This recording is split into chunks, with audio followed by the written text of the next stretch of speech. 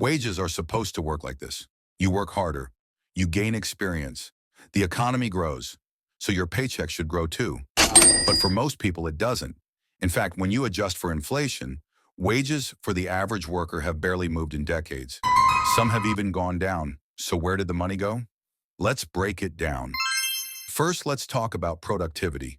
Productivity means how much value a worker produces per hour. And here's the key point. Productivity has exploded. Thanks to technology, automation, software, and globalization, workers today produce far more than workers did 50 years ago. But wages didn't follow. From the 1940s to the 1970s, productivity and wages grew together. After that, they split. Productivity kept rising, wages flattened. That gap is the story. So why did this happen? One major reason is bargaining power. In the past, workers had leverage, strong unions, fewer global competitors, more job security. Today, that power is gone. Unions are weaker. Jobs can be outsourced. Automation can replace labor. And workers are often competing with millions of others globally. When workers have less power, they accept lower wages. Even if companies are making more money, which brings us to profits. Companies are more profitable than ever. But that money doesn't go to workers. It goes to shareholders, executives, stock buybacks. If you own assets, you benefit. If you only earn wages, you don't. This is why income from capital grows faster than income from labor. Next, inflation. Most people look at their paycheck and think they're earning more, but they forget to adjust for prices. If your salary goes up 3%, but prices go up 5%, you're poorer.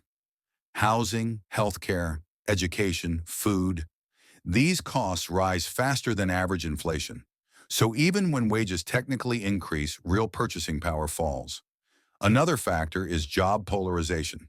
Middle-income jobs are disappearing. Automation kills routine work.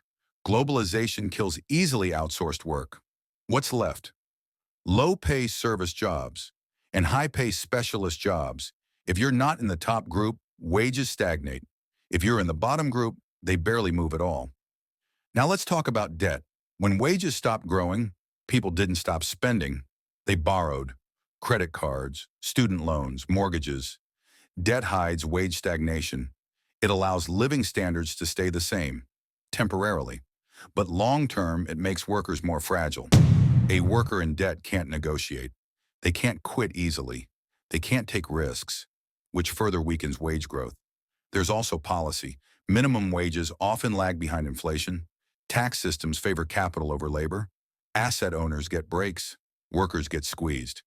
These choices aren't accidents. They're political, and they shape how money flows in the economy. So let's summarize. Wages don't keep up because productivity gains go to capital, not workers. Workers lost bargaining power. Profits are prioritized over pay. Inflation eats purchasing power. Middle jobs disappear. Debt replaces income growth. Policy favors asset owners. This isn't a mystery, it's a system. The final question is the uncomfortable one. Is this broken, or is it working exactly as designed? Because if wages stay flat while assets rise, those who own assets win, and those who rely on wages fall behind. That's why understanding money matters.